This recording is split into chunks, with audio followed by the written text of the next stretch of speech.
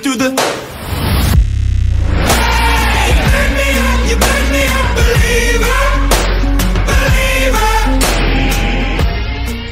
Vous allez bien ce soir, on a assisté à un superbe match de PSG sur le match PSG Anderlecht, pardon. Donc 5-0, voilà, score final 5-0, il y a eu la fessée, il y a eu la correction, il y a eu tout ce qu'on voulait, tout ce qu'on attendait, du beau jeu, de la passe, de la fluidité, voilà, des changements, voilà, c'est ce qu'on attendait franchement. Ce soir, je ne critiquerai personne, je vous le dis, ce soir c'est décidé, je ne critique personne. Voilà, tout le monde a joué le jeu. Une pensée donc, affectueuse voilà, à Stéphane Powell. Ah ouais. Bah, il n'y a pas que lui, hein. Il n'y a pas que lui, hein, tu vois. Je sais pas pour vous, moi j'ai écouté justement ce soir, avant d'arriver chez moi, RMC. J'entendais du Gary qui était déjà dépité par la compo. Moi je m'en doutais qu'on allait avoir une compo, tu vois, allez, pas comme d'habitude, mais quasiment comme d'habitude, parce que c'est Emery qui joue comme ça. Mais de l'autre côté, voilà les changements, ça m'a fait plaisir. 2 changements à la 65e. Un autre à la 75e. On a vu du beau changement. Franchement, c'était kiffant ce soir. Donc on va bah oui, parce que c'est vrai que c'est cette semaine-là, la source parisienne, elle s'est un petit peu attaquée un peu trop à ceux qui critiquaient. Mais la critique, elle est bonne. La critique, faut l'utiliser parce qu'elle est intéressante sur certains matchs. Et c'est pas parce qu'on critique qu'on n'est pas supporter. Moi, j'ai écouté son dernier live. Et franchement, je trouvais qu'il poussait un peu trop loin son analyse envers les supporters qui avaient un esprit critique envers Emery ou d'autres joueurs. En attendant, ce qui reproche à certains comme nous de critiquer Emery sur ses changements, sur sa gestion, il fait un peu la même avec Kurzawa. Donc, vous voyez, moi ce soir, franchement, Emery, j'ai rien à dire. Franchement, j'ai rien à dire. Emery, il a fait le taf. Ça fait plaisir. Mac95, salut John. Alors, tu penses quoi de Kurzawa? Alors, attention, hein, c'est un match. Il faut pas non plus oublier tout ce qui s'est passé avant. Hein. Attention. Là, on va débriefer sur ce match-là. Mais il faut pas non plus, voilà, faut pas trop s'enflammer. Maintenant, il va falloir qu'il confirme. Et j'espère qu'il va confirmer sur les prochains matchs. On a besoin, là, la prestation qu'il nous a fait, faut pas, voilà, moi j'ai regardé un petit peu ce qu'il faisait. Il a quand même été souvent dépassé en défense. Il se faisait quand même bouffer plusieurs fois. Il avait quand même du mal sur le repli défensif, ou du moins il courait un peu dans le vent. Hein, il se faisait un petit peu dépasser par les attaquants, ou du moins les milieux belges. Mais voilà, triplé, qu'est-ce que tu veux dire? Triplé, tu fermes ta bouche? Eh ben je ferme ma bouche. Déchiré cette année, on pèse lourd dans la balance, Paris magique. Ouais, bah ouais. Là franchement, quand je vois la prestation qu'on a eue ce soir, hein, je parle sur tous les niveaux, hein, que ce soit milieu, défensif, latéraux, et attaquant, tout, c'est franchement. Et en plus, on n'a pas été, je sais pas si vous avez vu, on s'est pas transcendé non plus. Hein. On a fait un match sérieux, bien calé. On a fait un match juste et technique. Ça veut dire que s'il pousse encore plus un petit peu, ce qui est le cas souvent sur des grosses écuries, face au Bayern, face à un City, face à un Bayern, c'est-à-dire qu'on peut encore monter d'un niveau. Et ça, c'est bon. Ça veut dire qu'il y a une bonne marge de progression. Et ça va pouvoir le faire. Donc pour Kurzawa, voilà, moi, c'est ce que j'avais à dire. C'est Kurzawa, il nous plante un triplé. Alors, il nous a fait le signe chute, en gros, pour les médias et pour tous ses détracteurs, ce qui est compréhensif. Maintenant, tu peux pas empêcher la critique, ce qui est logique. Tu fais de la merde, on est obligé de le dire. Emery fait de la merde, on va le dire. Neymar demain il fait de la merde, on va le dire. C'est une logique, c'est normal. Ça s'appelle, c'est pas parce que t'es supporter que tu dois acquiescer tout ce que tu vois. Allez, je vais arrêter le son pour qu'on puisse mieux s'entendre. Voilà, c'est pas parce que tu es supporter que tu dois acquiescer tout ce que tu vois sur un match et que tu dois juste te baser sur les résultats. Moi, j'ai discuté beaucoup avec Mourad, donc la source parisienne, au téléphone. Et comme je lui expliquais, je lui disais tout simplement, tu sais Mourad, t'as les supporters d'un côté et puis t'as les analystes. Quand tu es analyste, t'es obligé d'être neutre. Tu ne peux pas être analyste en même temps qu'être supporter. Si tu le fais, quoi qu'il arrive, ton jugement, il est faux. Donc, même s'il prône le côté un peu objectif, bah, l'objectivité, ça passe par de la neutralité. Et donc, c'est pas parce que tu critiques que forcément, tu n'es pas un supporter. C'est juste que quand tu critiques, c'est aussi pour le bien de ce que tu veux voir, donc le bien de ton équipe, entre guillemets. Parce que si tu te fais entendre, bah, résultat, ça marche mieux. Regardez, qu'est-ce qu'on a parlé comme critique sur Emery? La gestion de l'effectif, les changements tardifs. Aujourd'hui, qu'est-ce qu'on a vu? 2 changements à la 65e, un changement à la 75e et on a vu Lo Celso rentrer, on a vu Di Maria rentrer et on a vu Pastore rentrer et dans l'effectif, on a vu aussi Draxler. Donc voilà, on voit nos joueurs, on les voit, on les sent et vous avez vu, ils se laissent en donner. Donc voilà, donc là, c'était la petite parenthèse pour un peu... on va dire englober tout ce qui a été dit ces derniers jours. Là pour Kurzawa, voilà. Oui, moi je vais dire un petit peu. Faible ou pas, ça reste un match de Ligue des Champions, les amis. Un match de Ligue des Champions, ça se gagne pas comme un match de Ligue 1. Il faut quand même une certaine intensité. Si tu donnes pas l'intensité, regardez au match aller face à la même équipe Anderlecht. Regardez comment on s'est fait entre guillemets un peu bouffer sur la possession de balle. On avait 49 et eux ils avaient 51. Là ce soir, il y a même pas photo, il y a même pas de question. Et pourtant c'est la même équipe en face. C'est juste que on a monté notre niveau. Donc un match de Ligue des Champions, ça se gagne pas comme ça se joue et après ça se gagne. Et là ce soir, ils ont fait ce qu'il fallait. Et voilà, salut on espère que ce sera son match référence et qu'à partir de ce soir, tous les prochains matchs que jouera Kurzawa, il mettra l'intensité, il mettra le niveau et qui montera petit à petit. Voilà, c'est ce qu'on espère. Donc maintenant, on va partir sur Verratti. Eh oui, Verratti. Franchement, Verratti, voilà, il nous tente une frappe et il nous met cette petite enrombée là comme ça sur le poteau droit. Oh, c'était bon. Franchement, j'ai kiffé. Je sais pas pour vous. Moi, franchement, j'ai kiffé. J'ai adoré ce but parce que je l'ai vu enfin tenter quelque chose. Et en attaque, au lieu de toujours chercher la passe, là, cette fois-ci, il a tenté. Et regardez, ça rentre, ça rentre.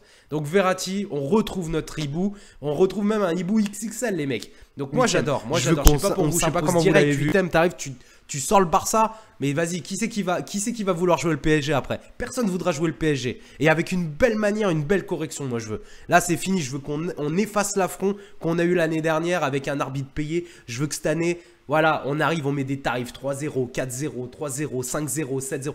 Voilà, je veux des tarifs comme ça au Barça. Je veux qu'on leur montre qui est le patron. Et Paris Saint-Germain, c'est le patron cette année. Verratti énorme ce soir, Albert, carrément. Franchement, j'étais aux anges moi avec Verratti ce soir. On a retrouvé notre hibou. Voilà pour tous les détracteurs qui ont commencé à cracher sur lui. Moi, je vous l'avais dit les mecs, je vous l'avais dit. Verratti, attendez, laissez-lui du temps. Il avait les terres encaissées, il avait son entre guillemets transfert de merde qui n'était pas un transfert étant donné qu'il n'avait jamais l'intention réellement de partir. Il a eu des propositions, mais il n'a jamais dit à la direction qu'il voulait partir. Donc voilà, il y a eu toutes les critiques qui étaient envers les médias, même les supporters qui se sont acharnés sur lui. Bon, ça reste un gamin, il faut encaisser quand même. Donc il a eu du mal à se remettre dedans. Il a mis un mois et demi. Ça arrive à tout le monde, hein, ça arrive. Et ben voilà, là on le retrouve. Et franchement, je suis content qu'on le retrouve là en début novembre, puisque demain on sera en début novembre. Parce que ça veut dire quoi? Ça veut dire qu'il sera prêt pour février-mars. Et c'est la période fratricide. C'est la période qu'il faut surtout pas louper en Ligue des Champions. C'est bien. Février-mars pour les 8e et quarts de finale. Et ici lourd, c'est du lourd, Verratti, pas les amis. Sébastien, non, il faut attendre la première place. Il y aura le Celtic à gagner et le déplacement au Bayern. Bien sûr, oui, je m'enflamme quand je parle du Barça en 8e. Évidemment, il y a encore le Celtic, mais le Celtic, voilà, on va les passer, on va les jouer chez nous, hein, n'oubliez pas, hein, Celtic chez nous. Ça va comme être Anderlecht, hein, on va leur mettre un tarif 3-4-0. Moi, celui que j'attends surtout, c'est le Bayern PSG. Bayern, ils sont en pleine patate en ce moment. Depuis qu'ils ont changé d'entraîneur, ils ont loupé aucun match. Hiddink, leur entraîneur, c'est the entraîneur du Bayern. Il connaît la maison par cœur. Il sait comment se faire écouter. Regardez, aujourd'hui, le Bayern, c'est plus le Bayern qu'on a affronté. Là, on va avoir un Bayern XXL. Mais par contre, quand je vois le match qu'on a fait ce soir, le match qu'on a fait face à Nice, et si les prochains qui arrivent, ça va être la même chose. Il ne faut pas oublier que le Bayern ne va pas affronter le même Paris Saint-Germain non plus, qui leur a mis 3-0 en contre-attaque certes, mais avec une possession de balle à 30% pour Paris. Mais Paris ne sera pas la même équipe que Paris qu'ils ont affronté non plus. Donc ça, c'est le côté positif qu'on peut retenir sur les 2 dernières confrontations qu'on a eues entre l'OGC Nice et Anderlecht ce soir. Donc ça, c'était pour Verratti. Voilà, je suis super content. D'ailleurs, sur la photo que je vous ai mis, on a aussi Neymar, donc pourquoi pas parler de son magnifique but à Neymar. Donc Neymar, voilà, comme d'habitude, une percée dans l'axe, et bam, je te mets encore une belle petite frappe enroulée, et ça fait but, voilà, bravo. Bon, heureusement que le gardien en face, il a un peu trop abusé sur les frites et la bière, ça s'est vu un petit peu, on avait l'impression qu'il avait 45 ans et qu'il sortait de national. Alors, bon, voilà, c'était une petite boutade histoire de dire. Mais bon, c'est vrai que là, pour le coup, qu'est-ce que tu voulais qu'il fasse face à Neymar? Neymar, il est en face de toi, il te pilonne. Pff, tu peux rien faire, mec. Voilà, donc allez, je reviens sur vous les amis. Ludovic qui dit, après même si tu perds au Bayern, tu finis quand même premier. Non, pas forcément. Pas forcément, ça va dépendre du goal average. Pour l'instant, le goal average est à notre portée. Mais moi, je veux pas qu'on perde. Il faut pas qu'on perde ce match face au Bayern. Au mieux, enfin au pire, je veux qu'on fasse match nul. Franchement, pour moi, un match nul serait l'équivalent d'une victoire. Et je féliciterais autant l'équipe que Emery si Emery nous ramène au moins le point du match nul au Bayern. Parce que mine de rien, aller gagner au Bayern, c'est très très compliqué. Mais bon, match nul, c'est envisageable avec l'équipe qu'on a. Et de toute façon, si tu veux un jour gagner la Ligue des Champions, tu es obligé d'aller gagner à l'extérieur. Et gagner à l'extérieur, ça veut dire gagner chez les Bavarois. Donc voilà. Il ne faut pas avoir peur de ce genre d'affrontement, de confrontation. On va les faire et puis on va aller les gagner. Et en tout cas, on va y aller avec l'esprit de guerrier. Et j'espère que les Parisiens auront tous cet esprit-là, comme nous les supporters, on l'aura. On n'a rien à dire sur Rabiot. Dès qu'il décide de jouer, ça envoie de patates. Et franchement, voilà. Là, on peut se dire, même ce soir, est-ce que Draxler va pas prendre la place de Mota ce soir ? À partir de maintenant, quand on voit la fluidité du jeu, est-ce qu'on ne devrait pas se poser la question au retour de Mota, est-ce qu'il ne faudrait pas justement laisser Mota en remplaçant et laisser rentrer enfin Draxler comme un titulaire? Parce que regardez le milieu, mine de rien, le milieu à 3 qui se transforme limite en milieu 4-2-3-1 avec un Draxler qui monte d'un cran. Franchement, c'est propre. La fluidité, il y a de la cohésion entre le milieu et l'attaque, c'est parfait. Enfin, en tout cas pour moi. Je ne sais pas pour vous ce que ça donne pour match, vous. On a déjà voilà ce qu'il a fait. Bon, il est là, il est présent, il fait du repli défensif, il fait un boulot monstre ce soir encore une fois. Non, on va pas. Voilà, on va pas en faire trop. Voilà, moi je ne lui tiens. Comme je l'ai dit de toute façon depuis qu'il a marqué son but égalisateur face à l'OM. Je le critiquerai jamais, il peut me faire 5 matchs sans marquer, 6 matchs, 10 matchs s'il veut. Bon, j'espère pas quand même. Mais on va dire 4-5 matchs, je le critiquerai pas. C'est clair et net. Le repositionnement d'Axer en milieu relayeur, qui a eu cette idée géniale, John. Oui, c'est pas mal. Ouais, non mais écoute Patou, je te l'ai dit. Quand je te l'ai dit, comme je l'ai dit à Mourad et la source parisienne, hein, qui sont les mêmes personnes, quand il faut critiquer, je suis là et je critique. Quand il ne faut pas critiquer, quand au contraire, il faut mettre en avant le travail de certains, je suis là pour le mettre. Et là, au final, aujourd'hui, ce que Emery nous a sorti comme prestation, que ce soit par rapport à la cohésion de groupe, à la fluidité, au fond de jeu, au remplacement, à la gestion d'effectifs, j'ai rien à dire. Il a été parfait. Et donc, ce soir, pour moi, Emery, oui, il fait partie des tops. Voilà, c'est la vérité de ce match-là. Donc, je sais pas pour vous, mais en tout cas, moi, c'est ma vérité sur ce match-là. Encore une fois, comme on dit, la vérité d'aujourd'hui n'est pas celle de demain. C'est valable aussi pour les matchs. La vérité d'un match n'est pas forcément celle du prochain. Changement à la 60e, clap. Ouais, bah vous voyez, je suis pas le seul à le penser. Je veux dire, je suis pas fou, je suis pas. Moi, ce que j'aime pas, c'est qu'on dise, ouais, les mecs, c'est des footix parce qu'ils critiquent Emery. Mais il n'y a pas de footixme. Faut arrêter ce délire. Faut arrêter avec ce terme. Moi, j'apprends le football à beaucoup de personnes qui pensent y connaître au football. Donc, en tout cas, pour le Paris Saint-Germain, ça, c'est une certitude. Donc, il n'y a pas de footisme là-dedans. Tu peux critiquer, tu peux avoir l'âme d'une critique, tout simplement parce que tu analyses un match. Quand tu analyses un match, il n'y a pas forcément que du bien, même si tu gagnes 3-0, même si tu gagnes 4-0. Sinon, ça veut dire quoi? Ça veut dire qu'en fait, quand tu gagnes 3-0, 4-0, 5-1, 5-1, c'est-à-dire que tout est parfait et qu'il n'y a rien à faire. Donc, à ce moment-là, effectivement, on laisse la même équipe et on laisse le même entraîneur tout le temps. Ouais, et qu'est-ce qui va se passer? On va cramer les joueurs. Donc voilà, c'est ça, c'est à ça qu'elles servent les critiques. Et mine de rien, regardez ce qui se passe là comme changement. Quand vous voyez à la 65e minute un double changement et que vous voyez à la 75e minute un changement, bah, tout le monde est content, même ceux qui étaient ses détracteurs, ils sont contents. Donc c'est bien, c'est que c'était vrai. On va pas dire félicitations Emery s'il nous fait 3 changements à la 85e minute sur un match où on gagne 4-0, 5-0. On est bien d'accord. Donc la critique, il faut l'accepter. Je suis désolé. Donc là, en l'occurrence, c'est le cas. Il n'y a pas besoin de penser ce soir d'Mbappé. Moi, je l'ai trouvé pas trop dégueulasse non plus. Faut pas non plus déconner. Il a fait son match. Maintenant, il n'a pas marqué son but. Il n'a pas fait sa passe décisive. On voit qu'il est un peu en dessous. C'est pas grave. Mais franchement, ce soir, j'aurais voulu qu'il soit justement sur le banc. Vous voyez Di Maria qui remontait en flèche. Je pense que ça lui aurait fait du bien de souffler un peu parce qu'il joue beaucoup et je trouve que c'est beaucoup trop. Voilà, moi je trouve que c'est beaucoup trop quand on voit l'effectif qu'on a. Ça aurait été bien ce soir, comme c'est pas non plus un match exceptionnel, ça aurait été bien qu'il puisse se reposer un petit peu ce soir. Donc bon, Emery on a décidé autrement. Il nous a fait le job quand même, mine de rien. Il a beaucoup combiné avec... comment il s'appelle, avec Neymar. Donc on voit bien qu'il y a une très grosse complicité de jeu entre eux. Et ça, c'est... Alors, c'est bien sans être bien. C'est très bien pour le football, pour le spectacle, pour tout ce qu'il y a derrière. C'est un petit peu moyen pour Cavani. Ouais, il n'est pas trop servi du coup, hein, Cavani. Donc j'espère juste qu'ils vont enfin comprendre que les deux ont énormément besoin de la finition de Cavani, qui commence à jouer avec lui. J'aimerais bien. Donc je pense que c'est des automatismes qui doivent être pris avec l'entraînement. Et ça va venir tranquillement. Je pense que prochainement, rapidement, d'ici... allez, pour moi, mois de janvier... Ils seront prêts les trois. Voilà. Mais ça aurait été bien de le faire opposer, je pense. Mais bon, voilà. Emery, il a fait, il a été intelligent. Il l'a changé. Très bien. Franchement, propre. Propre. Le changement parfait, Emery. Bien. Bravo. Bravo.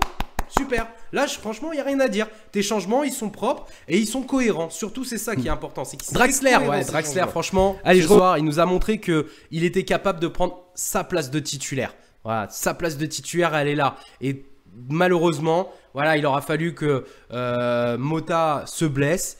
Malheureusement, il aura fallu que Emery fasse la bêtise de cramer Mota. Voilà, mais c'est un mal pour un bien. Draxler, ce soir, a montré qu'il était énorme, qu'il était monstrueux. Et j'espère qu'il va prendre cette fameuse place de titulaire indiscutable qui pour Oscar, Ben Casas qui nous dit Rabiot monte en puissance.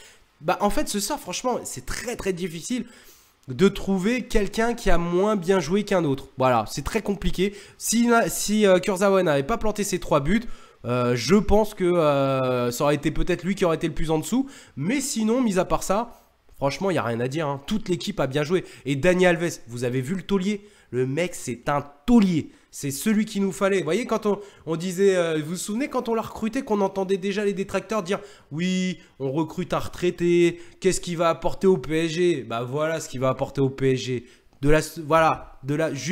Juste un taulier. C'est tout. Un taulier. On n'en avait pas au PSG depuis le départ d'Ibra, on n'avait plus de taulier. L'année dernière, souvenez-vous, on criait au taulier, on disait putain, on n'a pas de taulier, on n'a pas le taulier. Aujourd'hui, on a Dani Alves. Vous avez vu les frappes qu'il a mis Dani Alves quand même, mine de rien. Vous imaginez ça, si ça passe, si elles sont cadrées, elles sont dans la lucarne. Les 2 frappes qu'il nous a mis, c'est 2 bombes atomiques. Tu les cadres, les 2 sont cadrés, les 2 vont dans les filets, hein, c'est clair et net. Il n'y a aucun gardien qui l'arrête, aucun. Tu peux même mettre Neuer devant, il l'arrête pas. Ça là. Moi, il me fait penser, c'est un mélange pour moi. Hein. Alors, je sais pas, vous allez me dire votre ressenti. C'est même limite dommage de le mettre en sentinelle parce qu'il a été en sentinelle hein, ce soir un petit peu. Lo Celso, j'ai trouvé ça un petit peu dommage. Mais Lo Celso, il me fait penser un peu à un mélange de Pastore et Di Maria en même temps. C'est-à-dire le côté, j'ai le ballon qui colle au pied, je fais des dribbles et tout, et je garde le ballon version Pastore, et je fais des accélérations, des coups de rein, et puis tout de suite je m'arrête, et hop, je mets tout le monde aux fraises, comme Di Maria. Voilà, pour moi, c'est un mélange des deux, et forcément de le mettre en sentinelle, est-ce que ça lui va vraiment? Alors après, s'il y a des petits changements et tout du genre, il permute avec Rabiot qui permute lui, avec Verratti quand il est là, etc. Je veux bien. Mais est-ce que... Enfin là, c'était pas Rabiot, mais comme il l'a changé.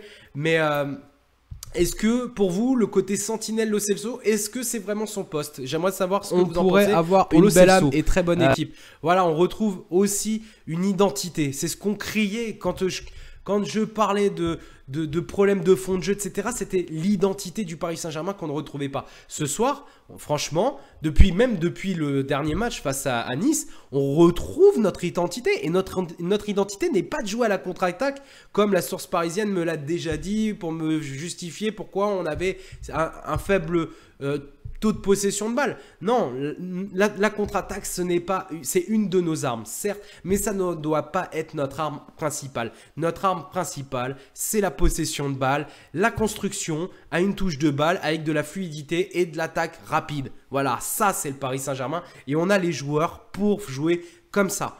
Donc, pourquoi faire autrement? Autant jouer pas de comme ça pour moi. C'est tout. Je vous le dis. Cet hiver, il y aura peut-être un milieu défensif, mais un jeune. Bah, Wendell, on en parle, Wendell. Donc, lui, peut-être, enfin, sûrement même, je dirais. Mais c'est pas lui qui sera titulaire indiscutable. Lui, il prendra lieu et place de Mota. Mota est censé être le remplaçant du Paris Saint-Germain. Normalement, quand on voit les prestations de Draxler, c'est normal que Mota soit le remplaçant. Et comme Mota va prendre sa retraite, normalement, il lui faut un remplaçant. Et son remplaçant, effectivement, ce serait Wendell.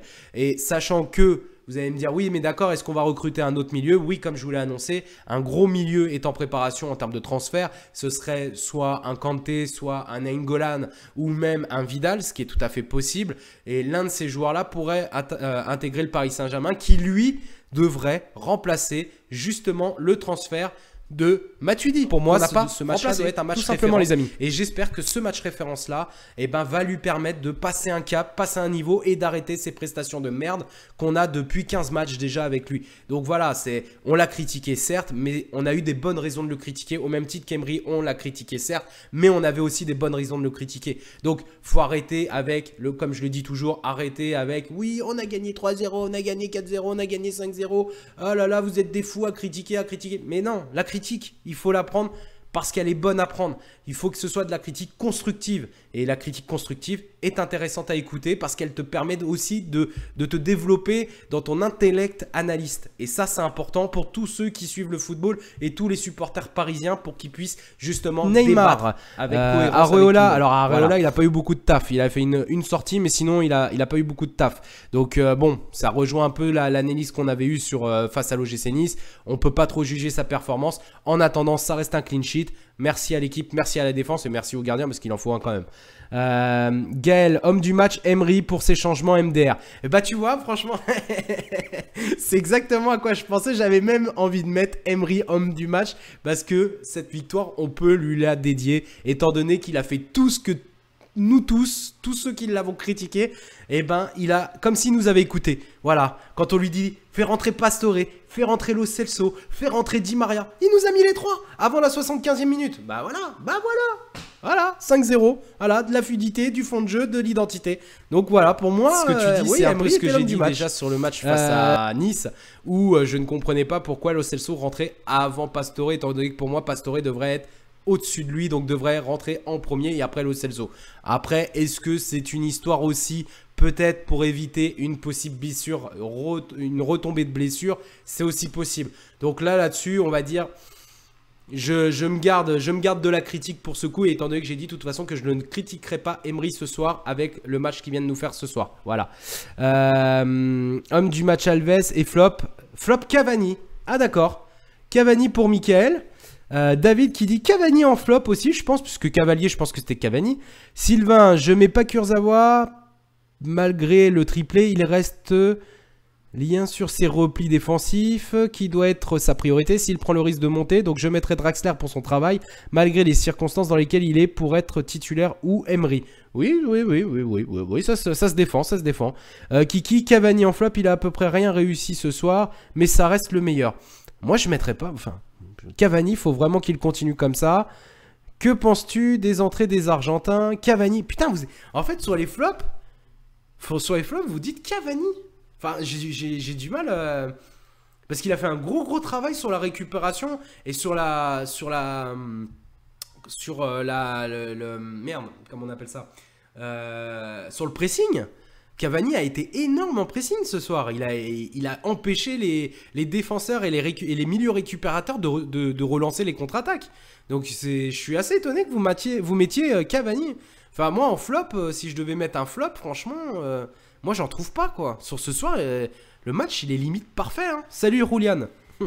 Mais ouais, même limite, ouais, Mbappé pour moi est plus un flop que Cavani pour moi ce soir.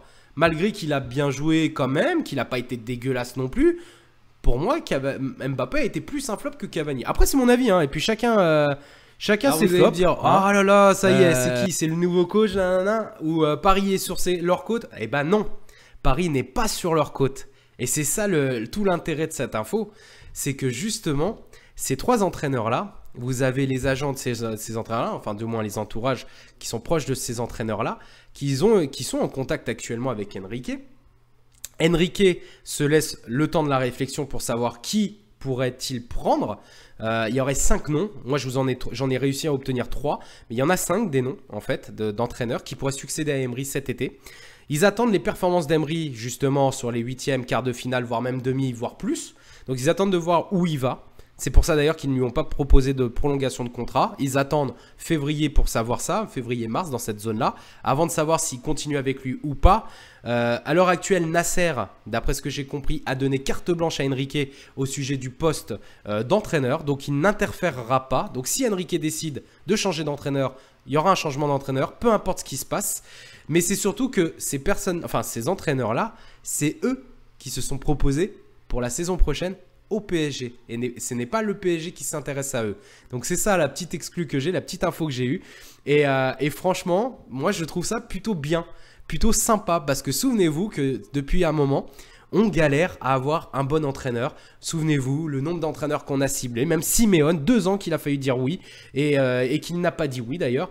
Et bah... Pour une fois, ce n'est plus Paris qui cherche un entraîneur, c'est les entraîneurs qui viennent à Paris. Et c'est logique, quand vous voyez l'effectif qu'a le Paris Saint-Germain aujourd'hui, quel entraîneur refuserait le Paris Saint-Germain? J'ai pas réussi à avoir les 2 autres noms, parce qu'apparemment il y a 2 autres entraîneurs de grand standing. J'ai essayé de savoir, j'ai pas réussi à savoir, mais on me dit que c'est du même calibre. Donc même calibre pour moi, là on a Simeone, Conte et Mourinho. Ce qu'il faut savoir, c'est que Mourinho, mine de rien, il y a une possibilité parce que mine de rien Mourinho a travaillé déjà avec Enrique, il parle français couramment, il connaît très bien le langage des médias, c'est sa spécialité aussi, et ça c'est le côté aussi un peu bling bling du Paris Saint-Germain qu'ils veulent. Donc mine de rien il pourrait jouer sa carte. Je pense que Ancelotti, parce que je viens de voir un peu ce que vous avez dit, pour Ancelotti aura la décision au final. Et Enrique se donne jusqu'à février-mars, donc pendant la période charnière donc des 8e, quarts de finale et demi-finale, pour savoir si soit il prolonge Emery, c'est une possibilité. Il y a cette possibilité qui existe encore, même si elle est mince, mais il y a cette possibilité qui existe. Et de l'autre côté, c'est Enrique qui décidera qui viendrait au Paris Saint-Germain cet été si changement d'entraîneur il y aura. Sachant que la valse des coachs, ça arrive une fois tous les 3 à 5 ans, ce serait peut-être dommage de passer à travers. Voilà. Mais après...